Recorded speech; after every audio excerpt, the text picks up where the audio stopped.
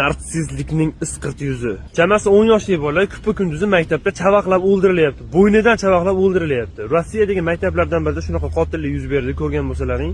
Uni videosini qo'ya olmayman, bloklab qo'yishim mumkin. Bir narsist odam, millatchi odam kiryapti-da maktabga. Sani millating nima, sani millating nima deb millat tanlab odam o'ldiryapti. Haligi bechara 10 yoshli bolani shunaqangi o'ldiryaptiki, tomog'iga shunaqangi suqyapti-ki pichoqni. Umuman men shokka tushib qoldim. Umuman hali qayg'urish degan narsa, rahm shafqat degan narsa umuman shafqatsizlarcha bo'g'izlanyapti haligi bola. Tojik millatiga mansub 10 yoshli o'sha maktab o'quvchisi, ismi Qobiljon ekan. Eng qizig'i u bolani o'ldirilishiga sabab uni rus bo'lmagan edi, tojik bo'lgan edi, ismi Qobiljon bo'lgan edi. Rossiyada ishlab yurgan, non topayotgan migrantlar, o'zbeklar, qozoqlar, qirg'izlar, tojiklar yetmadimi? Pichoq suyakka taqalmadimi? Do'stlar, qaytinglar do'stlar. Bo'ldi.